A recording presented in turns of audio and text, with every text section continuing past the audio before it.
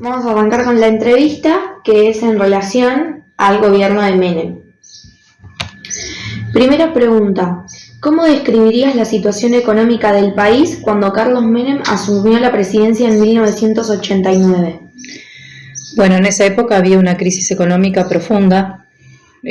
Según mis vivencias, yo era chica, pero mi casa siempre fue una casa muy informada en cuanto a política y economía, así que tengo registro de eso. Puntualmente recuerdo que a la vuelta de mi casa vendían pan. Entonces la abuela, mi mamá, nos dejaba todos los días el billete para ir a comprar el pan, los billetes. Y siempre nos dejaba la misma cantidad de plata, pero cada vez la bolsa de pan era más chica.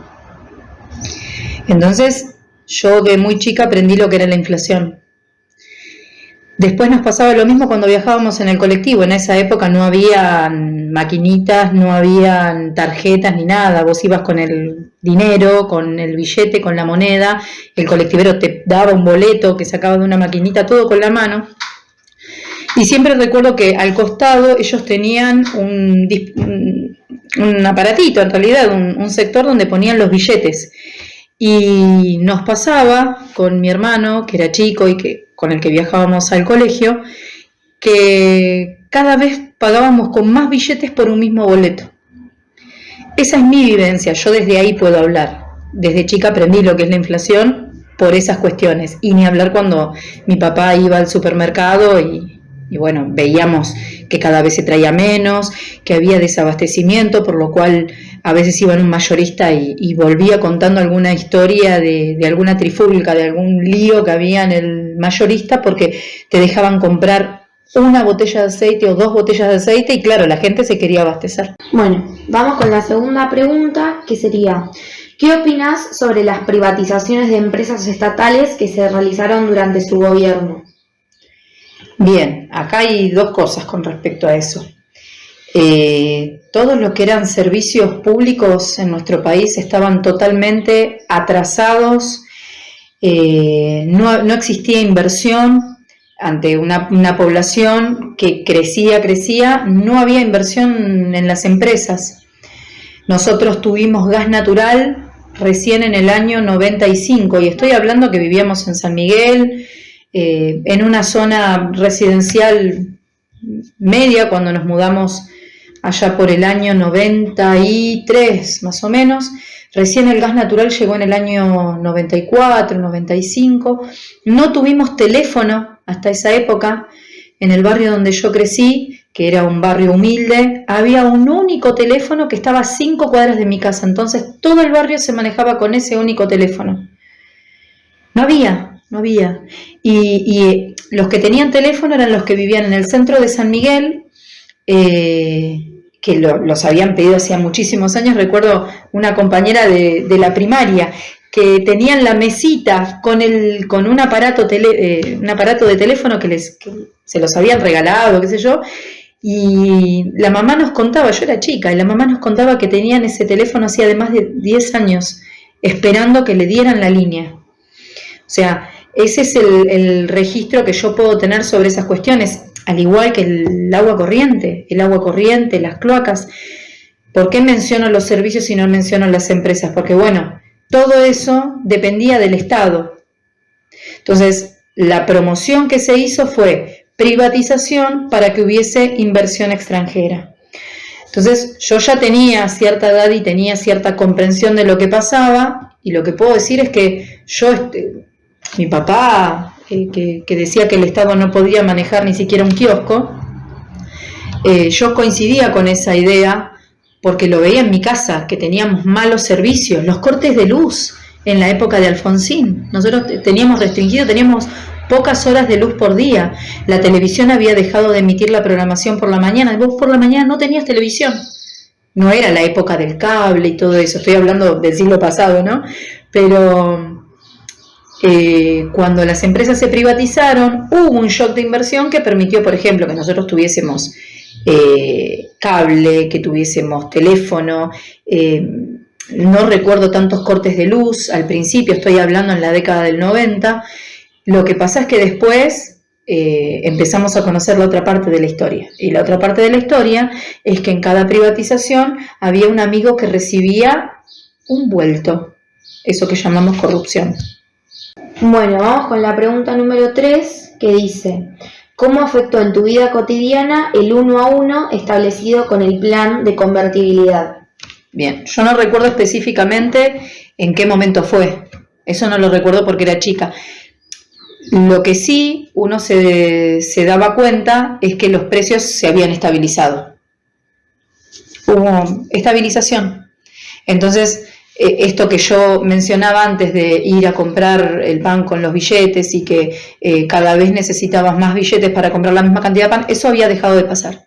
Eso sí se notó. Se notó que vos, por ejemplo, no sé, pasaban un par de meses y ibas a comprar algo y valía lo mismo. Entonces, eso sí se sintió y se sintió fuerte. ¿Recuerdas algún beneficio o alguna desventaja que hayas experimentado a raíz de la estabilidad del peso frente al dólar? Bueno, mis papás eran trabajadores los dos. Mi mamá era empleada doméstica y mi papá trabajaba en el Instituto de Servicios Sociales Bancarios como maestranza. Entonces, los ingresos que tenían mis papás eran ingresos para la subsistencia de la familia.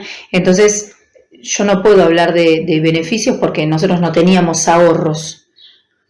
Lo que sí pasó es que en el año 92 se vendió la primera casa que mis papás compraron y no hubo ningún tipo de corrida, no hubo pérdida del poder, del valor del dinero. Ellos compraron a los meses la segunda casa donde vivimos, que es una casa que la levantamos prácticamente de cero, solamente estaban los cimientos. Y yo recuerdo que por la estabilidad económica que había traído el 1 a 1, los precios no subían. Entonces mi papá lo que pudo hacer con la venta de la casa, con su sueldo y con un dinero que vino a raíz de otras medidas económicas que se habían tomado, mi papá pudo hacer una casa enorme.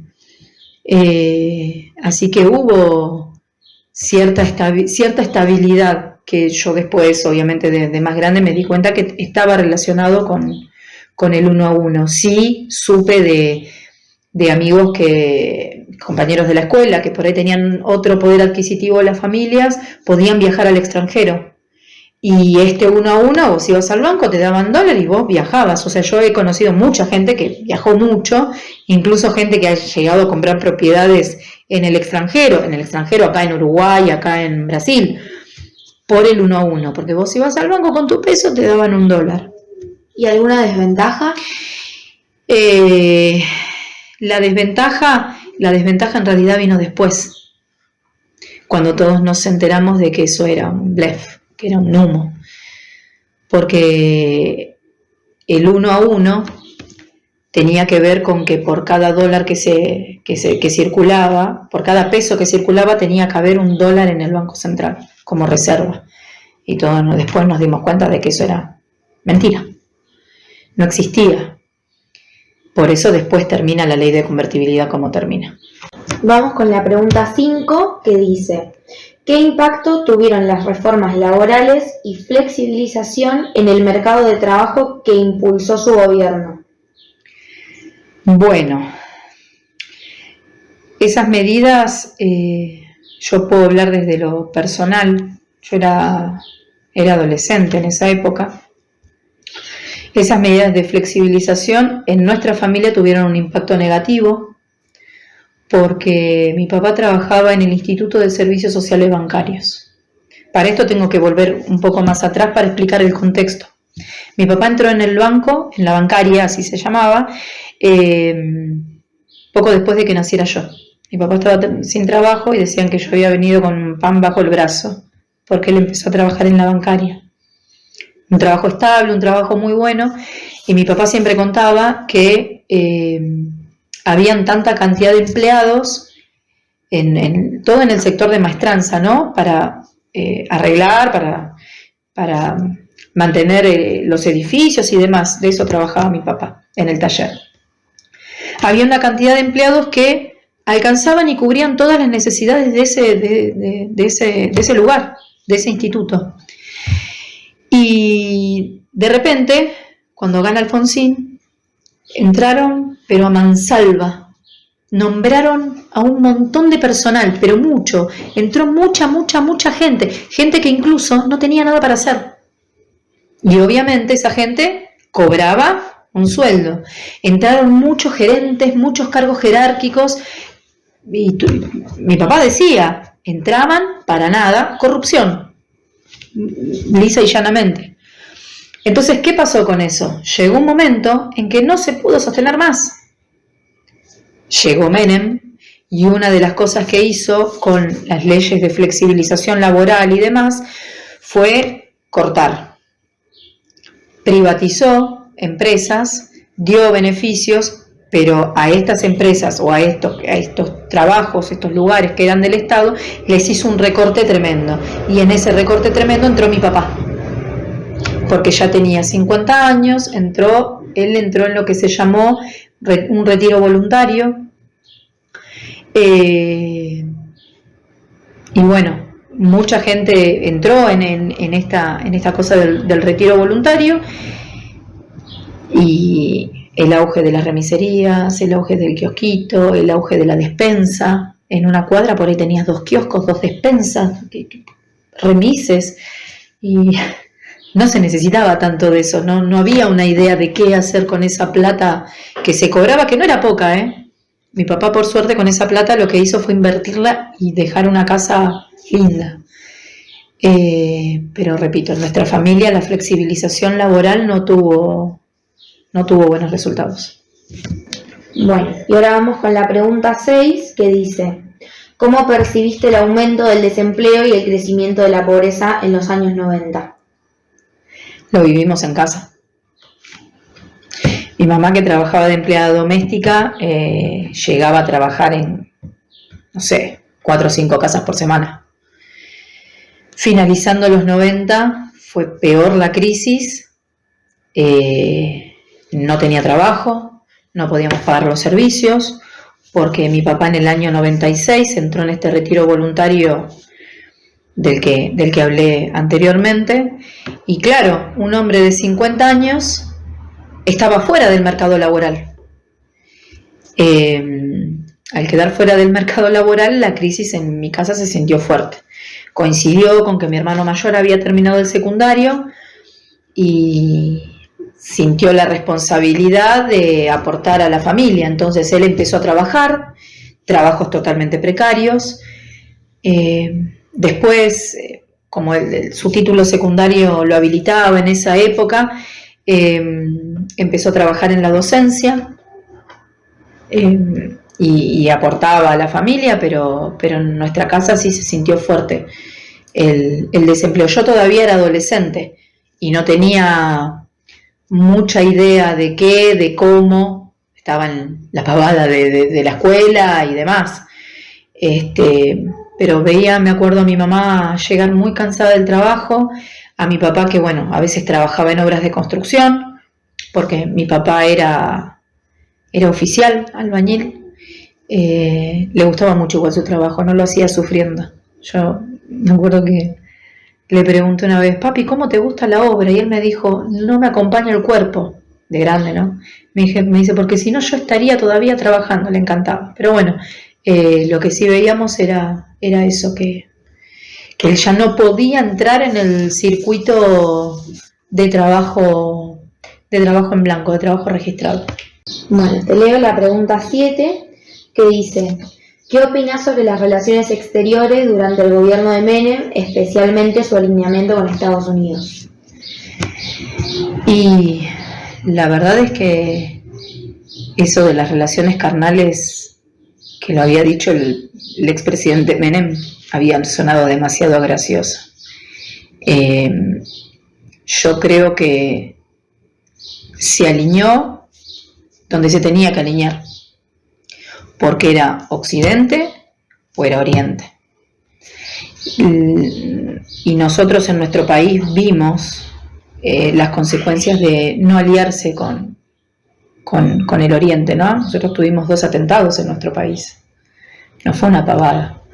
En los medios de comunicación, yo no me olvido, era adolescente, pero veíamos cada tanto que explotaba una bomba en Beirut, una bomba en esos lugares, ¿viste? Donde hay mucho sol. Y se veía eso, el avance de ese tipo de violencia que tenía que ver con el extremismo islámico. Y yo sí recuerdo que un profesor del secundario dijo, bueno, pero nosotros tenemos que tener miedo porque nuestro presidente es del Islam, porque los Menem eran de origen árabe. Entonces él se convirtió al catolicismo, qué sé yo, y no se alineó con esa parte del mundo. Y yo creo que estuvo bien. Yo, particularmente. La pregunta 8 se refiere a cómo impactaron en la sociedad los casos de corrupción que se hicieron públicos en esa época. Yo creo que fuimos muy mansos. Creo que como sociedad fuimos muy mansos con respecto a los casos de corrupción. El presidente Menem lo que tenía era un gran poder de atracción mediático. El tipo podía estar cerrando una línea ferroviaria porque había que cerrarla, porque daba pérdida, por la enorme cantidad de empleados, porque eso también hay que decirlo, ¿no? O sea, esas empresas tenían unos beneficios. Yo me acuerdo que tu abuela paterna contaba que el papá había sido empleado de ferrocarriles y que ellos tenían pasajes para viajar en camarote a todo el país. O sea, y eso es uno de grande, se da cuenta de que eso era un gasto tremendo, que lo pagaba alguien, y de grande te das cuenta que el que paga sos vos con tus impuestos. Entonces el tipo por ahí contaba esto, el expresidente contaba esto en televisión y bueno, y lo contaba y con una sonrisa, y lo contaba y de repente salía con alguna actriz al lado o algún actor. Entonces era muy, muy atrayente su imagen. Entonces creo que desde ese lugar fuimos muy mansos, lo veíamos permanentemente, Puedo mencionar nombres, pero no me olvido de alguna secretaria de Estado saliendo con un tapado de pieles como tapa de una revista, creo que era Revista Noticias. Bueno, ya no está más María Julia Alzogaray, ya falleció hace algunos años, pero era joven y nada, con un tapado así de pieles de zorro, esas pieles wow, súper importantes, y en una pose súper sexy. Y vos decís, esta es una ministra, una secretaria de Estado, y sí era una secretaria de Estado, que vos después te enterabas que le habían dado tanta cantidad de miles de dólares o de millones de dólares para sanear el riachuelo. 40 años, 30 años después vos ves que el riachuelo es la misma podredumbre de siempre. Vimos muchos parientes políticos del expresidente Menem que todo el tiempo lo estaban mencionando, no sé, viajes al extranjero, pero viajes de megalujo, y vos decías, ¿cómo? Y creo que fuimos muy mansos con respecto a eso. A ver, fuimos muy mansos hasta que llegó otra propuesta electoral y obviamente esa otra propuesta electoral ganó las elecciones. El resultado no importa, pero me acuerdo que el presidente que sucedió a Carlos Menem hizo muchísimo hincapié en los niveles de corrupción. La anteúltima pregunta se refiere a si vos recordás alguna reacción social o protesta significativa en respuesta a las políticas del gobierno de Menem. Sí, recuerdo la marcha de los jubilados de Norma Pla. Recuerdo que es muy tragicómica esa situación, porque eran los jubilados que estaban marchando. En esa época eran jubilados, ¿sí? No habían infiltrado movimientos políticos ni sociales, eran jubilados. Y una de las que encabezaban esas marchas era Norma Pla, una viejita, pelo gris, creo que le faltaban un par de dientes, con anteojos, ¿viste? Y que hablaba así, y la habían metido presa porque se había colgado de no sé dónde o había insultado al presidente y demás. Y algo que hay que decir es que hasta esa época había una norma por la cual no se podía insultar al presidente, o sea, había pena de de cárcel por insultar al presidente, y esa norma Menem la sacó. Porque dijo, son libres de insultarme, el que me quiere insultar me puede insultar tranquilo. Me acuerdo que el ministro Cavallo tuvo una reunión con Norma Pla y Cavallo lloró, recuerdo, y le decía, mis padres también son jubilados, ¿no? Entonces yo recuerdo esa manifestación, como también recuerdo lo que pasó con la educación, con la Carpa Blanca. La Carpa Blanca se da en un contexto en el que los docentes, como siempre, ganaban muy poco. Hoy soy parte de ese grupo que también gana muy poco porque soy docente, y habían instalado una carpa frente al Congreso y estuvieron meses y meses y meses y meses y meses. No recuerdo la resolución del conflicto, pero sí recuerdo que en esa época también habíamos abrazado a la escuela, porque se dieron una de las reformas educativas más terribles. Yo lo veo, lo viví como estudiante en esa época, como estudiante, como alumna que estaba cursando el secundario, lo veo hoy como docente. Fue una de las reformas más terribles que se hicieron en el sistema educativo, pero terribles. Vaciamiento de contenidos, vaciamiento de la finalidad de para qué educar. ¿Sí? Yo recuerdo que me inscribí en el turno tarde en el secundario, le pedí a mi mamá que me inscribiera en el turno tarde para ser perito mercantil, porque yo quería trabajar en un banco y quería ser contadora pública nacional. Entonces quería ser perito mercantil. Entro al secundario, se dan todas estas reformas, la Ley Federal de Educación, y se dieron los abrazos. Por eso recuerdo los abrazos al colegio. Yo quiero a mi colegio, mi escuela era la Escuela Nacional de Comercio, éramos escuelas nacionales, pasaron a ser de provincia con la reforma, y terminé el secundario con un título de bachiller que era nada. Así que sí recuerdo esas manifestaciones. Bueno, y ahora vamos con la última pregunta, la pregunta número 10, que dice: mirando hacia atrás, ¿vos creés que el gobierno de Menem tuvo un impacto positivo o negativo en el largo plazo para nuestra historia argentina? Es una triste ambigüedad lo que voy a responder. Sin la presidencia de Menem, hubiese demorado mucho más en llegar lo moderno a nuestro país. Hubiese demorado muchísimo más. Pensemos que hoy estamos en el año 2024 y todavía hay gente que no tiene cloacas en la casa, que no tiene agua corriente, que no tiene gas natural. No hablemos del teléfono y del cable, porque hoy en día un teléfono accede cualquiera, al cable cualquiera que accede a internet se cuelga o busca una plataforma o lo que sea. Pero pensemos en esa época.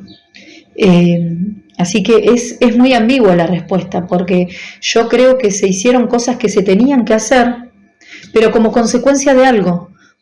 Porque creo que nosotros no podemos estudiar un periodo solamente mirando ahí lo chiquito, ¿no? O sea, las reformas se tenían que hacer, porque como dije antes, y me queda pero grabado a fuego el ejemplo de mi papá en la bancaria. Éramos 200 y todo funcionaba perfecto. Todo funcionaba perfecto y de repente éramos miles. Se chocaban en los pasillos, había gente que no tenía nada que hacer y esa plata de algún lado salía. Entonces, lamentablemente, por corrupción previa, hubo que tomar medidas que a nosotros, a nuestra familia en lo particular, la afectó y la afectó muchísimo. Ahí está lo ambiguo de mi respuesta. Y algo terrible es conocer en vivo y en directo casos de corrupción. Porque algo de lo que no habíamos hablado hasta este momento era qué pasaba políticamente, porque solamente hablamos de lo económico. Y en lo político, yo tuve la oportunidad de ver y de vivenciar cómo se desparramaba plata. Cómo había plata para sostener a lo que después conocí como punteros políticos, despilfarrar, se despilfarraba la plata. Entonces, eso que supuestamente se pregonaba desde el gobierno que iba a ser austeridad, ordenar las cuentas públicas para avanzar, para crecer, no se dio. Hubo una reforma importante del Estado en cuanto a el Estado no puede sostener esto, no puede sostener esto, no puede sostener esto, porque la plata de algún lado sale, no cae del cielo, no es que vos plantás un billete y te da un árbol de billetes, pero creo que en el medio estuvo metida la corrupción. Y cuando vos tenés la corrupción en el medio, pudre todo. Y la corrupción es esto, que una persona que trabajaba honestamente se quede sin trabajo y que los vivos que se metían en curros políticos de algún lado quedaban enganchados. Y esa gente se hizo millonaria. Eso es lo malo. Por eso lo ambiguo, ¿entendés? Yo recuerdo, tuve teléfono en el año 95, por primera vez. No sabés lo que fue, cuando llegó Telefónica en ese entonces a casa y nos pusieron un teléfono. Y yo recuerdo que tenía mi habitación arriba, en el primer piso, y los abuelos me pusieron teléfono en mi habitación. Fue lo peor que pudieron hacer, pobres. Todavía recuerdo el valor de la primera factura, 274 pesos. Pensá que eran 274 dólares. Esa fue la primera factura de teléfono que llegó, y por culpa mía, porque yo tenía un noviecito que vivía en José C. Paz y era llamada de larga distancia y salía mucho más caro. Fue realmente muy ambiguo esa cuestión.